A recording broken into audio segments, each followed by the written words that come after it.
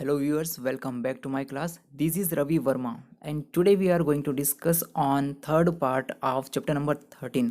जी हाँ, class 10th MP board functioning of Indian democracy. इसके two parts हम लोग ऑलरेडी डिस्कस कर चुके हैं जिनके बारे में आप लोगों ने सीखा समझा। चलिए without wasting the time let's begin. इस पार्ट में इसके जो मेन इंडेक्स रहेंगे वो आपके सामने है। हम इंडियन पार्लियामेंट के बारे में इसमें देखेंगे। इंडियन पार्लियामेंट में हम इसमें सबसे पहले लोकसभा के बारे में देखेंगे, उनकी क्वालिफिकेशन, उनके मेंबर्स की जो क्वालिफिकेशन है वो क्या होती है। लोकसभा स्पीकर के जो फंक्शंस होते हैं उसके बारे में देखेंगे और लोकसभा की जो पावर होती है उसके बारे में जानेंगे। So guys let's begin. Government of India की जो ब्रांचेस होती है, जो ऑर्गन्स होते हैं, जो इंस्टीट्यूशंस होते हैं, ठीक है। पिछले दो पार्ट्स में आप लोगों ने इनके बारे में काफ़ी कुछ सीखा है, लेकिन इस पार्ट में सबसे पहले हम लेजिस्लेचर पर बात करेंगे। तो शुरुआत कहाँ से करें? ओके, तो सबसे पहले हम लेजिस्लेचर के फंक्शन के बारे में बात कर लेते हैं। तो ये रहे लेजिस्लेचर के कुछ इंपॉर्टेंट फंक्शंस। चलिए इनके बारे में देखते हैं। सबसे पहले आपकी बुक में लेजिस्लेचर का एक शॉर्ट इंट्रोडक्शन दिया हुआ है कि इसके एक या दो हाउस होते हैं, पहले को लोकसभा, दूसरे को राज्यसभा कहा जाता है। चलिए देखते हैं ये होता क्या है। देखिए ये रहा आपका लेजिस्लेचर यानी कि पार्लियामेंट। प्रेसिडेंट के द्वारा हेड होता है, ये इंटीग्रल पार्ट भी होता है प्रेसिडेंट पार्लियामेंट का। ये राज्यसभा कुछ इस तरह से दिखाई देती है और ये लोकसभा है। राज्यसभा के इतने सारे नाम होते हैं, काउंसिल ऑफ स्टेट भी कहते हैं, अपर हाउस, अपर चेंबर। ठीक उसी तरह से लोकसभा को इंग्लिश में house of the people, lower chamber और लोअर हाउस भी कहा जाता है। ये लोकसभा है आपकी। ठीक है, आगे बढ़ते हैं। सबसे पहला पॉइंट आपके सामने आता है फ्रेमिंग लॉज। ठीक है, यानी कि सही तरीके से जो देश को चलाने के लिए कानून की आवश्यकता पड़ती है उसको बनाने का काम किसके पास में होता है? लेजिस्लेचर के पास में होता है। ठीक है, प्रॉपर तरीके से लॉ बनाने का काम इसी का होता है। Second point, amendment in the constitution, यानी कि हमारे संविधान में लेजिस्लेचर को ये पावर्स दी गई है कि अगर आपको ऐसा लगता है, अगर ऐसी आवश्यकता होती है कि कॉन्स्टिट्यूशन के अंदर कुछ चेंजेस किए जाने की आवश्यकता है, कुछ अमेंडमेंट किए जाने की ज़रूरत है, तो कर सकते हैं। लेकिन ये करेगा कौन? ये लेजिस्लेचर करेगा। ठीक है। Next point, administrative function. देखिए ये जो एग्जीक्यूटिव्स होते हैं, ये जो पर्सन्स होते हैं एग्जीक्यूटिव्स, ठीक है, इन पर कंट्रोल कौन करता है? लेजिस्लेचर करता है। ठीक है, देखिए the important function of exercising control over the executive in the parliamentary form of government. हमारी गवर्नमेंट का फॉर्म कौन सा है? पार्लियामेंट्री फॉर्म है। ठीक है, जिसमें जो एग्जीक्यूटिव्स होते हैं वो लेजिस्लेचर के लिए क्या होते हैं? रिस्पॉन्सिबल होते हैं। अगर वो कुछ गलत नियम वगैरह ऐसा कुछ बनाते हैं तो उनको जवाब देना पड़ेगा कि उन्होंने ऐसा क्यों किया। इस तरीके से लेजिस्लेचर एग्जीक्यूटिव्स पर कंट्रोल रखता है। Point number 4, to decide policies for state and the government. देखिए लेजिस्लेचर का एक काम ये भी होता है कि वो स्टेट को टाइम टू टाइम डायरेक्शन दे सकता है। किस चीज़ के लिए? अगर स्टेट कोई पॉलिसी बनाता है तो उसके ऊपर वो डायरेक्शन दे सकता है कि नहीं आप ऐसा करो। It gives sanction to the policies formulated by the executives. देखिए एग्जीक्यूटिव्स के द्वारा जो नीतियाँ बनाई जाती है, जो पॉलिसीज बनाई जाती है, फॉर्मुलेट की जाती है, ठीक है, उनको सेंक्शन करने का काम किसका होता है? ये रहा सेंक्शन, स्वीकृति देने का काम लेजिस्लेचर का होता है। ठीक है, तो यहाँ पर हम लोगों ने चार चीज़ें देखी है। सबसे पहला तो प्रॉपर तरीके से वो लॉ बनाएगा। दूसरा, कॉन्स्टिट्यूशन में अमेंडमेंट होगा तो वो भी लेजिस्लेचर कर सकता है। एडमिनिस्ट्रेटिव फंक्शन यानी कि जो एग्जीक्यूटिव होते हैं उनके ऊपर अपना कंट्रोल रखता है। फोर्थ पॉइंट में स्टेट को प्रॉपर तरीके से क्या करता है? ये डायरेक्शन देता है कि आप इस तरीके से ये चीज़ों को और फॉलो अच्छे से कर सकते हैं। देखिए ये जो डायरेक्शन देता है स्टेट को, ये सारी स्टेट्स को दे सकता है। ठीक है, नेक्स्ट पॉइंट देखिए, functioning relating to the finance. देखिए जो फाइनेंस होता है, पैसों से संबंधित जो मामले होते हैं उस पर भी ये काफ़ी ज़्यादा काम करता है। अगर मैं कहूँ यहाँ पर कि अपने देश के एक एक रुपये का हिसाब प्रॉपर तरीके से ये रखता है तो बिल्कुल सही है। ठीक है, the legislature does the work of imposing और रिड्यूसिंग टैक्सेस। देखिए टैक्स को बढ़ाना, टैक्स को कम करना, ये सारे काम करता है। According sanctions to expenditure to executive, यानी कि एग्जीक्यूटिव्स पर होने वाले जितने भी खर्चे होते हैं उनमें कोई कमी करना हो या वृद्धि करना हो, ठीक है, बढ़ाना घटाना हो, तो ये सारे काम करता है। Thus it exercise control over the money received from the people. इस तरीके से लोगों के द्वारा दिया गया जो पैसा होता है, हम लोग जो टैक्स देते हैं जिसके थ्रू गवर्नमेंट के पास में पैसा जाता है, तो उस पर प्रॉपर तरीके से कंट्रोल किया जाता है। ठीक है, सो पॉइंट नंबर 6 यहाँ पर आता है discussion of subject presented in the house. देखिए पार्लियामेंट के जो हाउसेस होते हैं उन पर जो भी सब्जेक्ट रखा जाता है पर्टिकुलर कि हाँ इसके ऊपर डिस्कशन किया जाना है, अगर वो डिस्कशन पूरी तरीके से सॉल्व हो जाता है, सही तरीके से वो निर्णय ले लेते हैं, तो फिर उसको लॉ बना दिया जाता है। ठीक है, ये तो हो गई सिंपल लैंग्वेज। अब समझते हैं bookish language. The member deliberate on the different subject and problems placed before the house. ठीक है, हर सब्जेक्ट और प्रॉब्लम के ऊपर प्रॉपर तरीके से डिस्कशन किया जाता है, बहस की जाती है, डेलिब्रेशन होता है।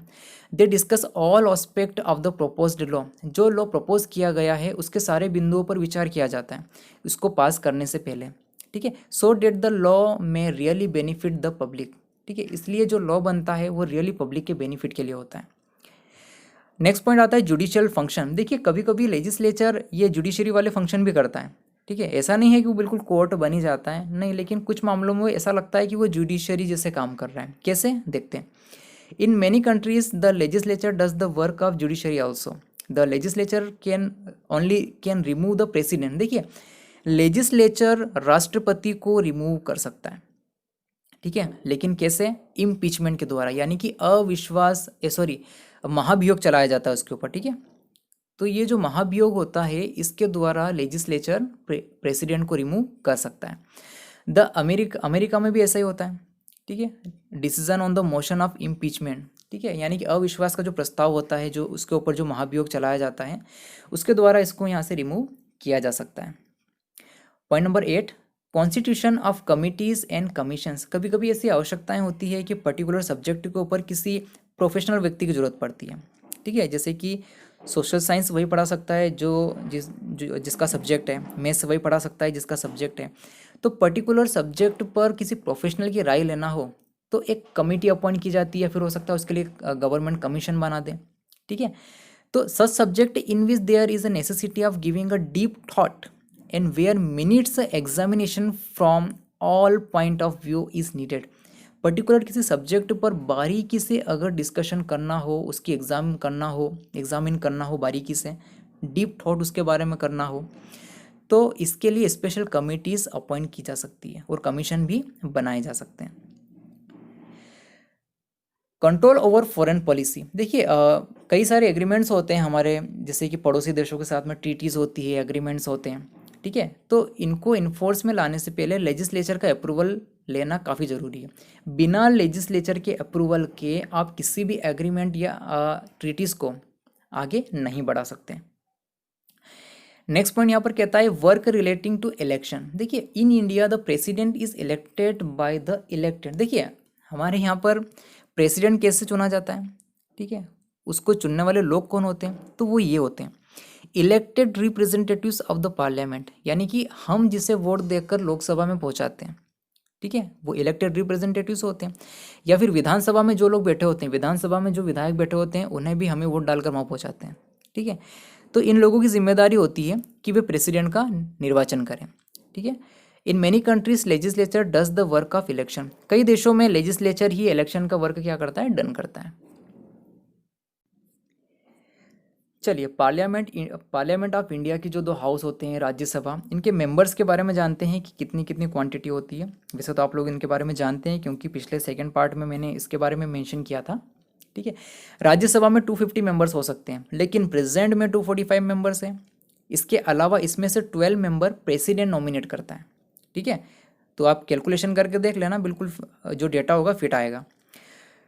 Not more than 238 members from state and union territories. इसका मतलब क्या होता है कि अगर वाकई में 250 मेंबर आज की तारीख में होते तो उसमें से 238 मेंबर स्टेट और यूनियन टेरिटरीज को रिप्रेजेंट करते हैं। बट फिलहाल आज की कंडीशन कुछ अलग है। आज मेंबर कितने हैं, 245 है, इसलिए 233 मेंबर्स किसको रिप्रेजेंट कर रहे हैं, स्टेट्स और यूनियन टेरिटरीज को। क्लियर। अब जाते हैं हम लोग लोकसभा के ऊपर। लोकसभा के जो मेंबर्स होते हैं डेट इज 545। इसमें से 530 मेंबर तो रिप्रेजेंटेटिव होते हैं पीपल्स के, मतलब कि हमारा प्रतिनिधित्व करते हैं वे, और 13 किसको रिप्रेजेंट करेंगे, यूनियन टेरिटरीज को। और इसमें से 2 सदस्य तो प्रेसिडेंट के पास में राइट होता है कि वो नॉमिनेट कर सके, लेकिन ये जो 2 मेंबर होते हैं ये एंग्लो इंडियन कम्युनिटी को रिप्रेजेंट करते हैं। ठीक है, और इनको नॉमिनेट करने का अधिकार किसके पास में होता है? पावर प्रेसिडेंट के पास में होता है। तो ये स्ट्रक्चर आप याद रखिएगा, काफ़ी इंपॉर्टेंट है। ये राज्यसभा है अपनी और ये लोकसभा है। चलिए अब इन दोनों हाउसेस में से हम सबसे पहले लोकसभा के बारे में जानेंगे, लोकसभा की कैरेक्टरिस्टिक्स। ठीक है, मेंबर्स के बारे में पता चल ही चुका है आपको, 545 मेंबर्स होते हैं। सबसे पहली विशेषता इसकी ये है कि इसके जो मेंबर होते हैं, ये जो 545 लोग हैं ना, ये कौन है? जो ये यहाँ पर बैठते हैं, ये सारी सीटें आपको दिख रही है। ठीक है, इनको हम वोट डालकर वहाँ पहुँचाते हैं। ठीक है, हम वोटर्स हैं जिनकी उम्र 18 या 18 प्लस है। ठीक है, तो ये मेंबर्स इलेक्ट किए जाते हैं डायरेक्ट इलेक्शन में बाय वोटर्स, और वोटर आप और हम हैं इफ़ यू आर 18 और 18 प्लस। देखिए इतनी सारी जो सीटें हैं 545, इसमें से जो 29 सीटें हैं वो हमारे एमपी से हैं। ठीक है, एमपी से कितने सांसद हो सकते हैं लोकसभा के? 29। लोकसभा का जो टेन्योर होता है, जो अवधि होती है, वो 5 सालों की होती है। हर 5 साल के बाद में चुनाव होते हैं। ठीक है, अगर प्रेसिडेंट चाहे तो प्राइम मिनिस्टर की एडवाइस पर वो इसको 5 साल से पहले भी डिसॉल्व कर सकता है। याद रखना इस बात को, ज़रूरी नहीं है कि इसका 5 साल का टेन्योर है तो कंटिन्यू 5 साल तक चलेगा। प्रेसिडेंट चाहे तो प्राइम मिनिस्टर की एडवाइस पर इसे 5 साल के पहले भी क्या कर सकता है? डिसॉल्व कर सकता है। इसके बाद में इस लोकसभा को जैसे कि इसकी जो प्रेसिडिंग्स होती है उसको स्टार्ट कौन करता है? इसका जो ऑफिसर होते हैं वो कौन होते हैं? स्पीकर होते हैं और डिप्यूटी स्पीकर होते हैं। इसका मतलब होता है हिंदी में अध्यक्ष और उपाध्यक्ष। ठीक है, जो यहाँ सेंटर में बैठते हैं। अब अगला हेडिंग आता है आपके सामने, following are the functions of speaker of house of the people. अब देखिए जो स्पीकर होता है हाउस ऑफ द पीपल, जो हम लोगों ने पिछली स्लाइड में देखा था, ये लास्ट वाला। ठीक है, इसके बारे में समझेंगे। ये है आपका हाउस ऑफ द पीपल का स्पीकर। ठीक है, क्या नाम है इनका? ये विकिपीडिया से लिया गया है। ओम बिरला है, और ऑनरेबल फॉर्मल मिस्टर स्पीकर कहा जाता है इनको। वहाँ पे सब मिस्टर स्पीकर की बात करते हैं इनसे। Member of the Lok Sabha, Lok Sabha के मेंबर भी हैं ये। ठीक है, इनका 5 ईयर का टर्म है। और इनके पहले कौन थे? सुमित्रा महाजन थे। ठीक है, लोकसभा के स्पीकर। अब देखिए लोकसभा के जो स्पीकर होते हैं उनके फंक्शन क्या क्या रहेंगे। सबसे पहला तो ये है कि वो they to preside over the sitting of the house. ठीक है, जो लोकसभा होती है उसकी जो मीटिंग होती है उसको शुरुआत करने का जो काम होता है वो इन्हीं का होता है। ठीक है, सही तरीके से प्रेसिडिंग्स को स्टार्ट करते हैं ये। To conduct business of the house. ठीक है, यानी कि लोकसभा में जो भी सब्जेक्ट रखा जाता है, ठीक है, जो भी पर्टिकुलर मामला वहाँ पे रखा जाता है उसको सही तरीके से कंडक्ट करना, उसकी सभा की कार्यवाही को सही तरीके से आगे बढ़ाने का काम होता है। थर्ड क्या है? लोकसभा में शांति बनाए रखना। ठीक है, to ensure peace and order in the house. बिल्कुल एक डिसिप्लिन वे में लोकसभा आगे बढ़े, ये सारा काम किसका होता है? लोकसभा स्पीकर का होता है। उन लोकसभा स्पीकर को ये भी डिसाइड करना होता है कि जो बिल है वो मनी बिल है या फिर मनी बिल के अलावा कोई साधारण बिल है। ठीक है, to constitute committees of house of the people. देखिए हाउस ऑफ द पीपल के लिए कमिटीज़ को कॉन्स्टिट्यूट करने का भी काम होता है इसके पास में। मेंबर्स के जो राइट होते हैं उनको प्रोटेक्ट करने का काम होता है। To allocate time for discussion on a subject in the house. देखिए अगर हाउस में किसी भी सब्जेक्ट को दिया गया है डिस्कशन के लिए तो उस पर डिस्कशन के लिए प्रॉपर तरीके से टाइम अलॉट किया जाता है कि ठीक है भैया ये 5 या 10 मिनट आपको दिए हैं डिस्कशन के लिए, आप इस पर डिस्कशन करो। ठीक है, in the absence of speaker, बिल्कुल ये तो वो बात हो गई अगर मॉनिटर नहीं आया है क्लास में तो जो सेकंड मॉनिटर है वो अपनी पोजीशन को वहाँ पे संभालेगा। ठीक है, तो स्पीकर अगर एब्सेंट है तो डिप्यूटी स्पीकर को वहाँ पे आना पड़ेगा। ठीक है, जो बिजनेस ऑफ द हाउस को कंडक्ट करना पड़ेगा उसे। अब देखिए ये आपकी लोकसभा है जहाँ पर कोई भी बैठा हुआ नहीं है, और जब सभाएं चलती है यहाँ पर तो वो कुछ इस तरीके से दिखाई देती है। अब देखते हैं ये जो लोग यहाँ पर बैठे हुए हैं, ये 545 जो मेंबर्स हैं यहाँ पर, ठीक है, जिसमें से 29 हमारे एमपी से बैठे हुए हैं यहाँ पे। अब देखते हैं कि इनकी क्वालिफिकेशन क्या होती है। ठीक है, क्या मांगते हैं इनसे? सबसे पहला तो वो इंडिया का सिटीज़न होना ज़रूरी है। ठीक है, किसी और देश का नागरिक नहीं चलेगा, he must be a citizen of India. उसकी जो उम्र है वो 25 या उससे ज़्यादा होना चाहिए, 25 से कम वाला नहीं चलेगा। ही शुड नॉट बी, देखिए गवर्नमेंट सेंट्रल या स्टेट गवर्नमेंट के किसी भी ऑफिस में वो किस पर नहीं होना चाहिए जहाँ पर वो किसी भी तरह का कोई प्रॉफिट ले रहा हो। ठीक है, क्योंकि एक तो वो लोकसभा का मेंबर है, मेंबर बनने वाला है, ऊपर से कहीं और भी वो गवर्नमेंट की किसी पोस्ट पर प्रॉफिट ले रहा है, तो डेट इज़ नॉट परमिसेबल, तो वो क्वालिफिकेशन वो डिस्क्वालीफाई हो जाएगा वहाँ पर। It is not declare insane और insolvent by any competent court. देखिए किसी भी एक योग्य न्यायालय के द्वारा उस पर्टिकुलर व्यक्ति को दिवालिया या पागल घोषित ना किया गया हो, अगर ऐसा है तो फिर वो डिस्क्वालीफाई हो जाएगा। He has not been declared disqualified to the contest election. देखिए पार्लियामेंट के किसी भी कानून के द्वारा, ठीक है, उसको आने वाले इलेक्शन में डिस्क्वालीफाई डिक्लेयर नहीं किया हो तभी वो क्वालिफाई हो सकता है। ठीक है, अगर उसको डिस्क्वालीफाई कर दिया है किसी पार्लियामेंट के किसी लॉ के द्वारा कि आप अगले इलेक्शन में पार्टिसिपेट नहीं कर सकते, तो बिल्कुल जाहिर सी बात है वो डिस्क्वालीफाई हो जाएगा, फिर वो लोकसभा का मेंबर नहीं बन सकता। देखिए अब हमारे सामने नया हेडिंग आता है पावर ऑफ लोकसभा। लोकसभा की पावर्स देखेंगे अब कि लोकसभा की पावर कितनी कितनी होती है, किस किस मामले में होती है। ये आपकी लोकसभा है। सबसे पहली पावर है उसकी लेजिस्लेटिव पावर्स। ठीक है, चलिए देखते हैं। देखिए main function of the house of the people is framing of law. देखिए सबसे पहला लेजिस्लेचर जो पावर होता है वो कानून बनाने वाला ही होता है। ठीक है कि भैया आप सही तरीके से कानून को फ्रेम करो, ये आपकी जिम्मेदारी पूरी हो जाती है। लेकिन as per the constitution both houses are equal. देखिए राज्यसभा है और एक लोकसभा है, दोनों ही कानून बनाने का काम करती है, दोनों को इक्वल रिस्पेक्ट वहाँ पर दी जाती है इस मामले में। बट इन प्रैक्टिस व्यवहार में क्या होता है कि हाउस ऑफ द पीपल वाकई में बहुत ज़्यादा पावरफुल है। ठीक है, वो इसलिए क्योंकि यहाँ के जो रिप्रेजेंटेटिव्स होते हैं उनको हम वोट डालकर वहाँ पहुँचाते हैं, तो एक तरीके से वो हाउस ऑफ द पीपल है, लोगों का हाउस है वो। ठीक है, तो इसलिए वो मोर पावरफुल है। और इसका एक रीज़न और भी है।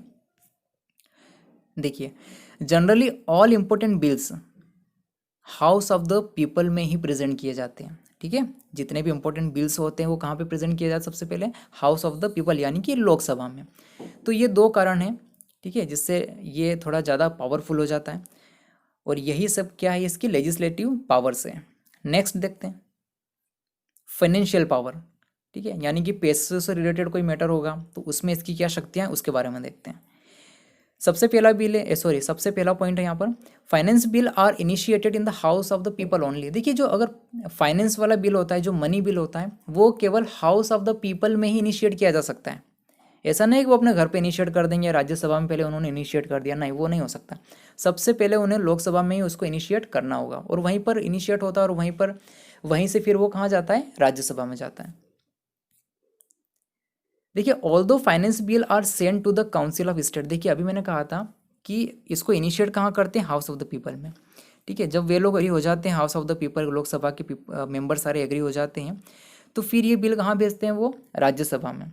ठीक है, तो राज्यसभा में भेज तो वो देते हैं, अब वहाँ से उनकी परमिशन चाहिए कि सर आपको एग्री है या नहीं है, आपको कैसा लगा। ठीक है, चलिए समझते हैं।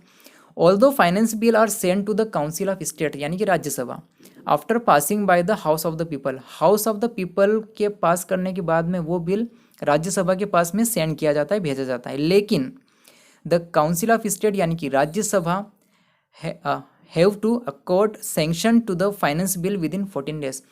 14 दिनों के अंदर राज्यसभा को उसके ऊपर मंजूरी देना होती है। ठीक है, तो ये है इसके फाइनेंशियल पावर्स। अगला आता है कंट्रोल ओवर द एग्जीक्यूटिव्स। सबसे पहला पॉइंट है यहाँ पर, according to the constitution the council of ministers responsible to the Lok Sabha. ठीक है, देखिए जितने भी काउंसिल, जो मंत्रिमंडल के जितने भी मंत्री होते हैं, ठीक है, वो सारे रेस्पॉन्सिबल होते हैं लोकसभा के लिए, हाउस ऑफ द पीपल के लिए। ठीक है, जैसे कि लोकसभा का जो मेन लीडर होता है वो कौन होता है, प्राइम मिनिस्टर होता है।